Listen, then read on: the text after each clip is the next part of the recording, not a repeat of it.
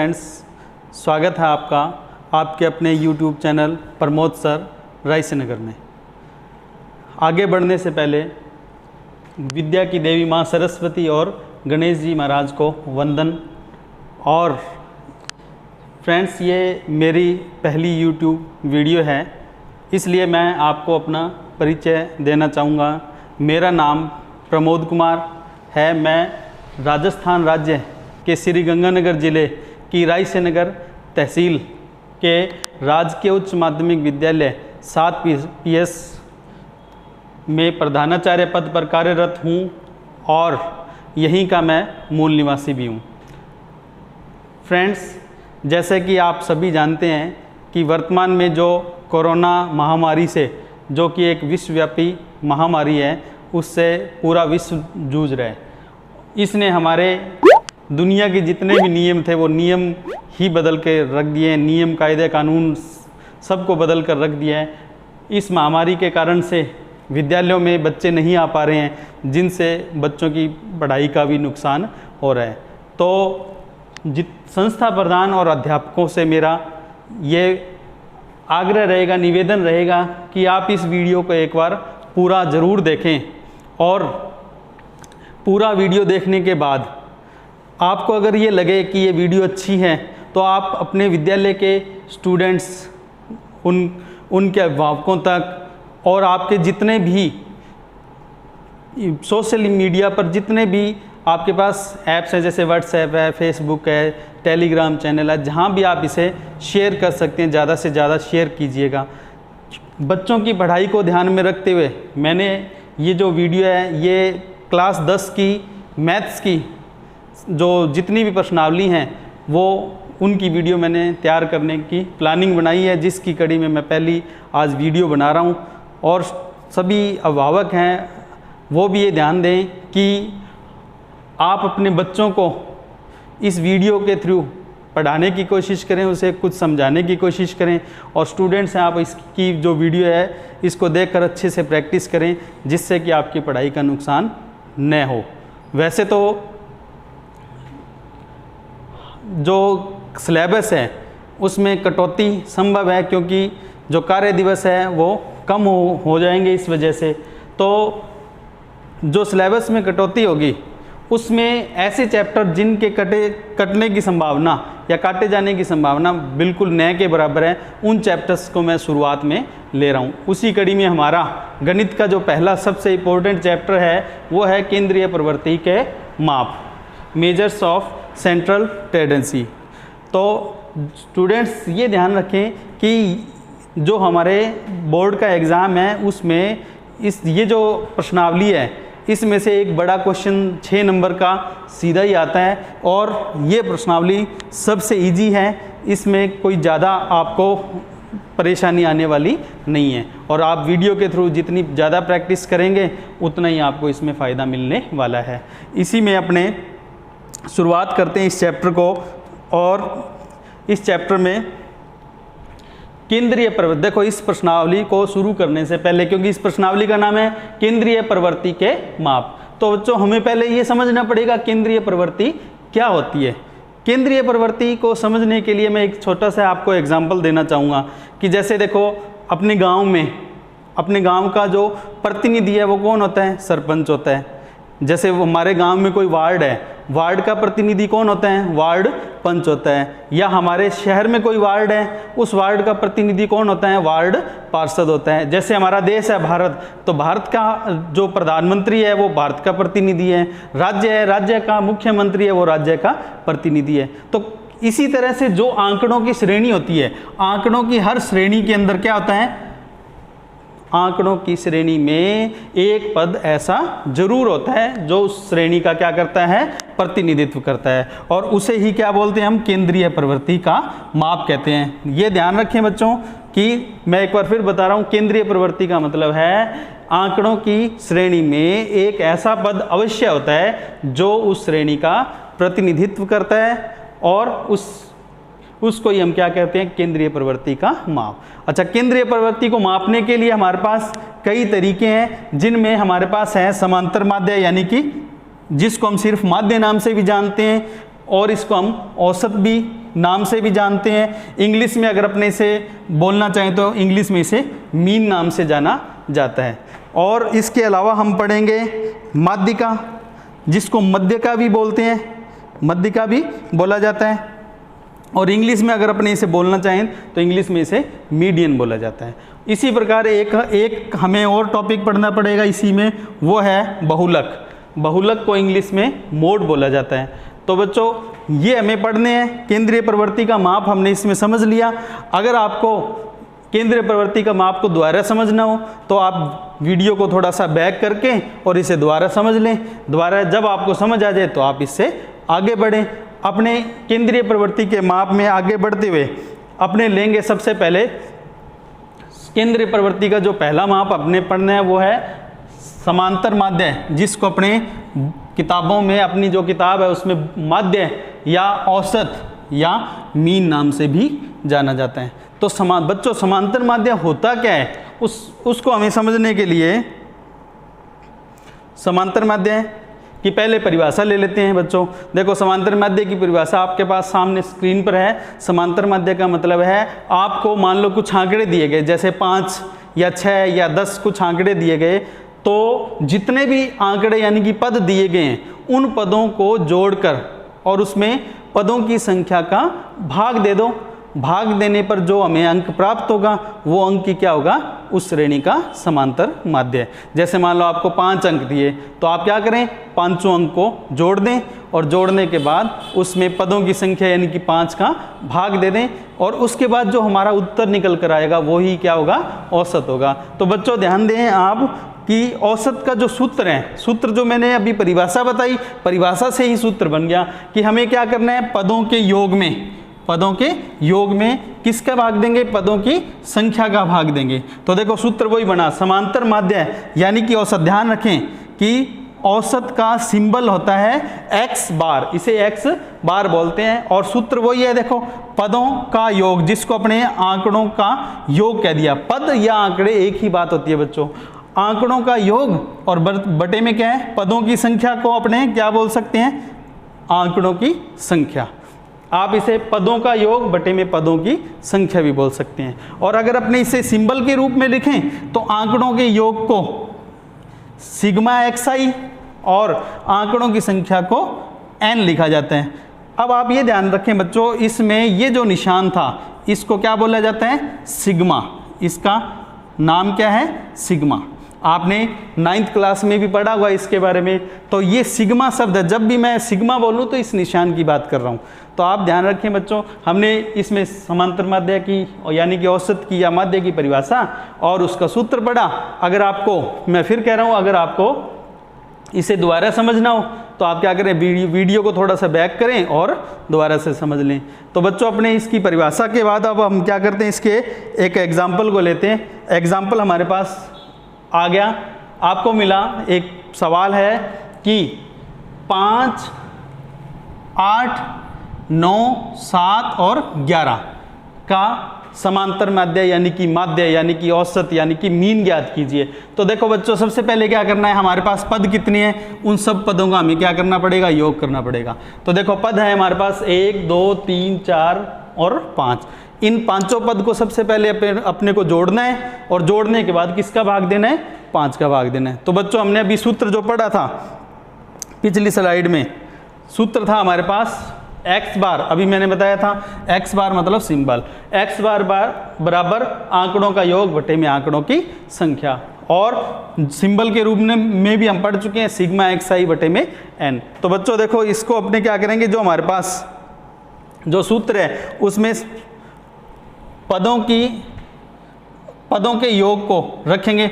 जो पदों का योग है हमारे पास, ये जितने पद हैं पांचों, अपने को क्या करना है, उनका जोड़ करना है। तो देखो हमारे पास पदों का जोड़ कितना है, देखो पद 5, 8, 9, 7 और 11। ये हमने पद, ये देखो 5, 8, 9, 7 और 11। अपने को क्या करना है, इन पदों को जोड़ना है। बच्चों आप इसे क्या करें, जल्दी से जोड़ लें। जोड़ने के बाद ये कितना है हमारे पास, जोड़ 40 आ गया। और पद कितने हैं, 1, 2, 3, 4 और 5। पांचों पदों की क्या करेंगे, अपने संख्या रख देंगे। जैसे अपने संख्या रखेंगे 5, और 40 का उसमें क्या करेंगे, भाग दे देंगे पदों की संख्या यानी कि 5 का, तो हमारे पास जो आंसर है वो निकल कर आ जाएगा।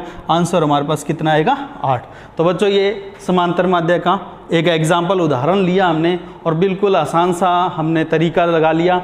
जो सूत्र था उसकी बस वैल्यू उसके अंदर पुट करनी थी, सूत्र में रखनी थी, और सूत्र वही हर बार यही यूज होगा जब तक माध्य के सवाल मिलेंगे, यही सूत्र हमें लगाना है। बच्चों अपने एक बार और इसे समझना हो, मान लो दोबारा आपको समझना हो इसे, अगर अभी पहली बार में समझ नहीं आए हो तो वही ध्यान रखें, वीडियो को थोड़ा सा बैक करके जहाँ ये क्वेश्चन शुरू हो रहा है वहाँ से चलाएं, बार बार समझें जब तक समझ नहीं आए, समझ आने के बाद फिर अगले क्वेश्चन पर जाएं।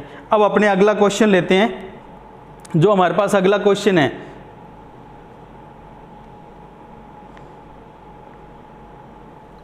वो है 5.3, 6.4, 7.8, 9.2, 5.4, 8.7, 1.1, 0 और 9.1 और 11.1। कितने पद हैं बच्चों, जल्दी से गिनो। देखो पद है 1, 2, 3, 4, 5, 6, 7, 8, 9 और 10।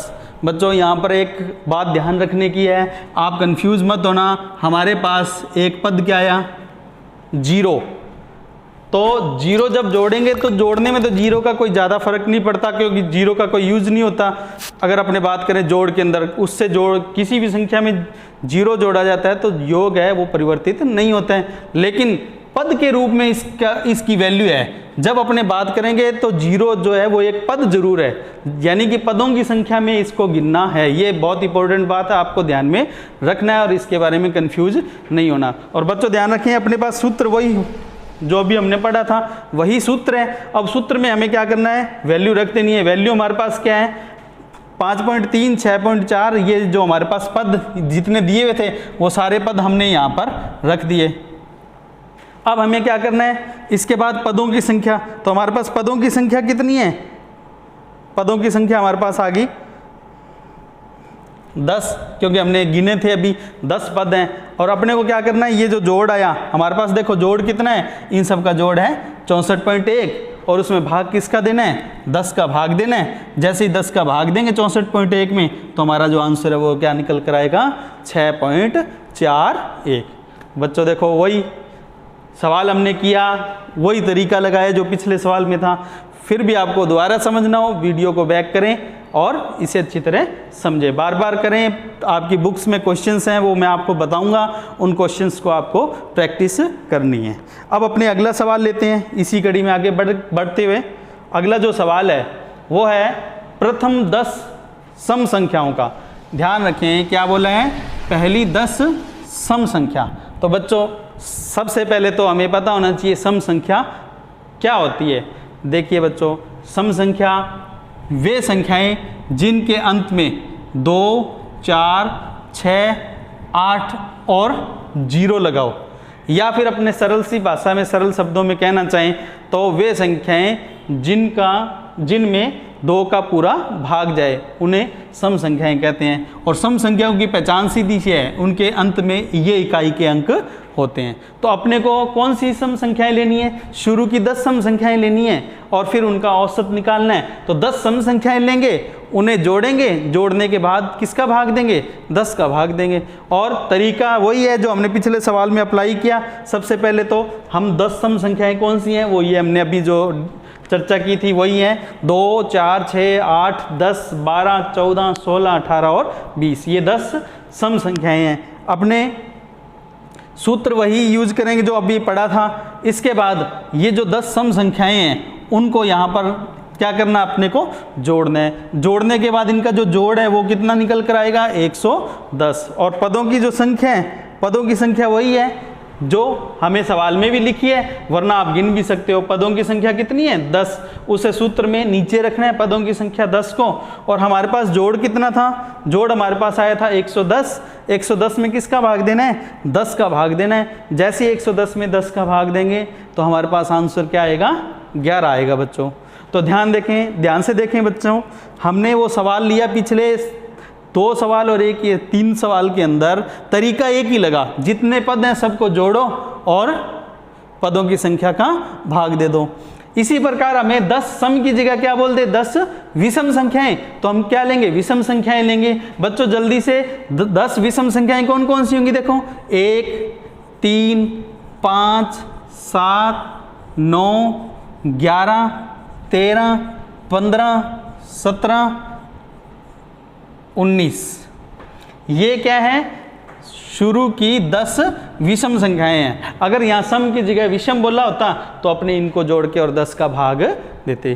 तो बच्चों अच्छी तरह इस सवाल को समझें, प्रैक्टिस करें। समझ नहीं आया तो वीडियो वहाँ से बैक करें जहाँ से ये सवाल शुरू है और फिर आप इसे प्रैक्टिस में लें। अपने इसी कड़ी में आगे बढ़ते हुए एक सवाल और लेते हैं। वह सवाल है कि निम्न आंकड़ों का समांतर माध्य ज्ञात कीजिए।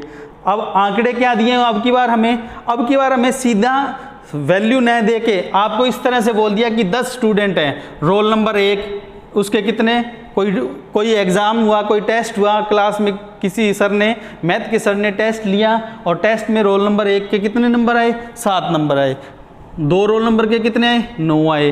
3 के कितने आए, 6, 4 के 8। इसी तरह से 10 के 10 स्टूडेंट हैं, सब के नंबर हमें दिए हुए हैं, ठीक है। और अपने को क्या करना है, इसका माध्य निकालना है। माध्य निकालना है तो बच्चों वही तरीका है। सबसे पहले क्या करना है, पदों की संख्या, ये हमारे पास पद हैं, इन पदों को अपने को क्या करना है, जोड़ना है। और जोड़ने के बाद सूत्र के अंदर हम रख देंगे। सूत्र हमारे पास बच्चों वही है, सिग्मा xi बटे में n। सिग्मा xi का मतलब इनका जोड़, और इनका जोड़ हमारे पास कितना है, 64 है। और पदों की संख्या कितनी है, यानी कि n कितना है, ये रहा हमारे पास 10। तो अपने को क्या करना है, सूत्र में मान रखना है। सूत्र में मान रखेंगे तो क्या आएगा हमारे पास, सूत्र में मान रखते टाइम सिग्मा xi की जगह तो रखेंगे 64 और n की जगह रखेंगे 10। तो 64 में 10 का जैसे ही आप भाग देंगे तो हमारे पास क्या आंसर निकल कर आएगा बच्चों, जल्दी से बताओ। हमारे पास आंसर निकल कर आएगा 6.4। तो इस सवाल का हमारा जो आंसर है वो कितना है बच्चों, 6.4।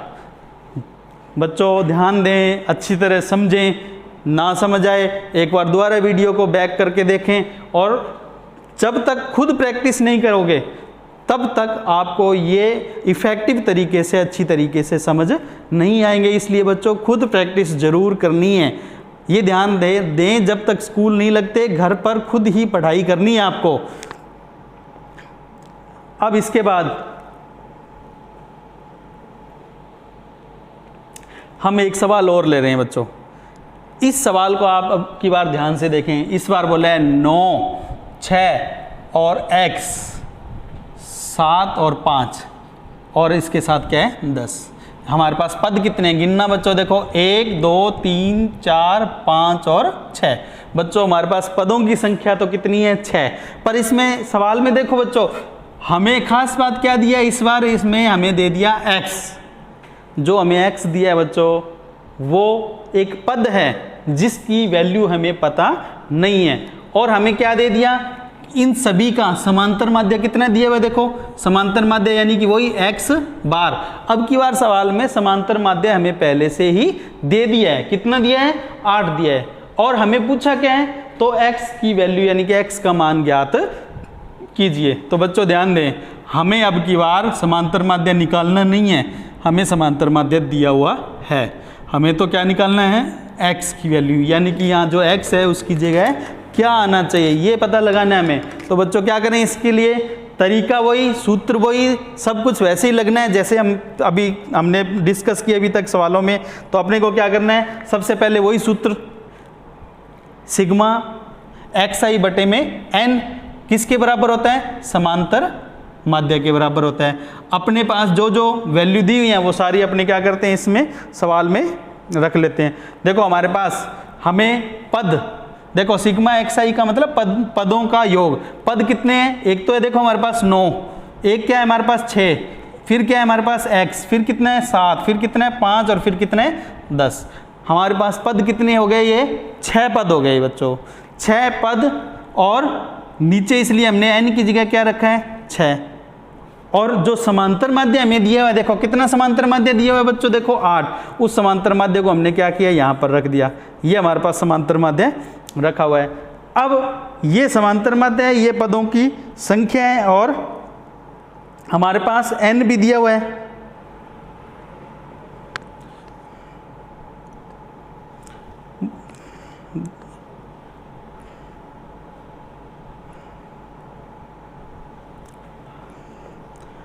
बच्चों देखो ये समांतर माध्य रखा हमने कितना, औसत यानी कि समांतर माध्य कितना 8, और फिर उसके बाद हमने क्या रखा, पदों का योग, और उसके बाद हमने क्या रखा, नीचे ये पदों की संख्या।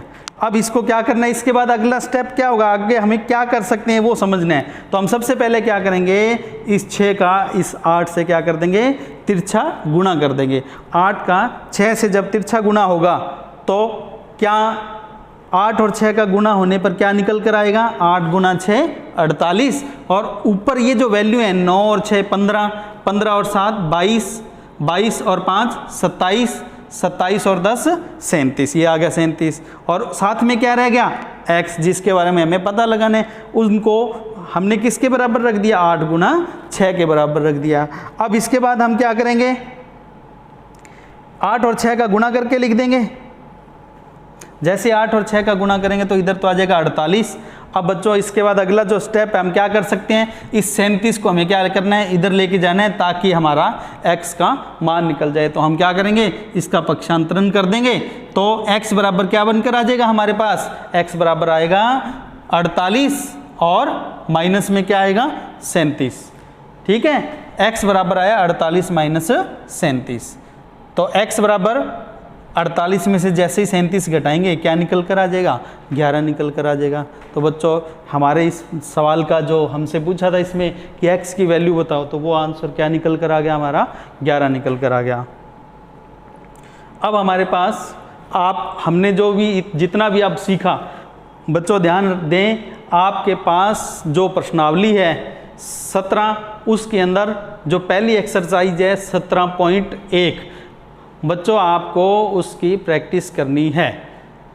आपको इस वीडियो के डिस्क्रिप्शन में उसकी PDF फाइल है वो मिल जाएगी, और वरना जो बुक्स हैं वो आपने मार्केट से ख़रीद ली होंगी, वरना आप स्कूल में टीचर्स के पास जाएं, या ऐसे स्टूडेंट जिन्होंने 10वीं के एग्ज़ाम दिए हैं एक बार उनसे लें और 17.1 प्रश्नावली है उसकी प्रैक्टिस करें। तो आज का अपना जो सेशन है वो मैं यहीं समाप्त करना चाह रहा हूँ। इसके साथ ही आपको मैं एक बार फिर सभी संस्था प्रधानों को, सभी अभिभावकों को, सभी स्टूडेंट्स को एक रिक्वेस्ट करना चाहूँगा कि आपको अगर ये वीडियो पसंद आई हो तो आप ज़्यादा से ज़्यादा इस वीडियो को आगे बढ़ाने की कोशिश करें, और अपना जो YouTube चैनल है प्रमोद सर रायसेनगर, इस YouTube चैनल को सब्सक्राइब करना है,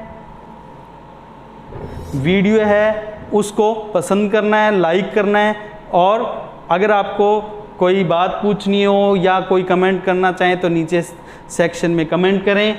और इसी के साथ जो मैंने बताया PDF फाइल, तो आप ध्यान दें बच्चों, टेलीग्राम का हमने एक चैनल बना रखा है, वो है प्रमोद सर रायसेनगर नाम से ही। YouTube चैनल का भी यही नाम है, टेलीग्राम चैनल का भी यही नाम है। सभी टीचर्स और अभिभावक इस बात पर ध्यान दें, आप टेलीग्राम ऐप को डाउनलोड कर लें मोबाइल में, और उस मोबाइल में डाउनलोड करने के बाद आप जैसे ही ऊपर सर्च में ये स्पेलिंग डालेंगे प्रमोद सर रायसेनगर, ये नाम डालने पर बिल्कुल स्पेलिंग जो है वो यही होनी चाहिए। अगर आपने ये स्पेलिंग डाली है तो अपना जो चैनल है टेलीग्राम का वो खुल कर आएगा, आप उसे ओपन करें और सबसे नीचे उसमें ज्वाइन शब्द लिखा होगा, ज्वाइन, तो आप उसे जैसे ही क्या करेंगे, टच कर देंगे, क्लिक कर देंगे उस पर, तो आप उस टेलीग्राम चैनल में ज्वाइन हो जाएंगे। उसके बाद आपको जितनी भी वीडियो मैं बनाऊंगा पढ़ाऊंगा वो भी मिलती रहेंगी, और इनकी जो PDF फाइल है वो भी आपको मिलती रहेंगी। स्टूडेंट्स ध्यान रखें कि अगर आपको ये वीडियो पसंद आया है तो आपको क्या करना है, चैनल को सब्सक्राइब भी करना है, और साथ में ये ध्यान रखना है सब्सक्राइब के बटन के साथ बेल आइकन होता है, उस बेल आइकन को भी प्रेस करना है, ताकि हम आगे इस तरह की जितनी भी वीडियोस बनाएं वो सारी वीडियोस हैं उसका नोटिफिकेशन आपके पास पहुंचे, ताकि आपको जितनी भी हमारी वीडियोस हैं उनका फ़ायदा मिले। और अगर आपको वीडियो पसंद आई है तो आप लाइक ज़रूर कीजिएगा, और आपको कोई कमेंट करना है, कुछ पूछना है तो आप कमेंट भी करें। और सबसे इम्पोर्टेंट बात, आपको इस वीडियो को शेयर करना है। आप व्हाट्सएप पर, फेसबुक पर, टेलीग्राम चैनल पर, जहाँ भी आप इसका लिंक भेज सकते हैं तो आपको ज़रूर भेजना है अगर आपको ये वीडियो पसंद आई। और उम्मीद है आपको मैं इसी तरह की आगे की जो वीडियोज़ हैं इसी तरह, इसी एनिमेशन से, इसी तरह से पढ़ाने की कोशिश करूँगा। आपका लाइक और शेयर मेरे लिए फीडबैक का और प्रोत्साहन का काम करेगा। तो स्टूडेंट्स, आज की जो वीडियो है उसके साथ सेशन को समाप्त करते हुए जय हिंद, जय भारत। और अगली वीडियो में अपने वापस मिलेंगे नए टॉपिक और चैप्टर के साथ। Thank you.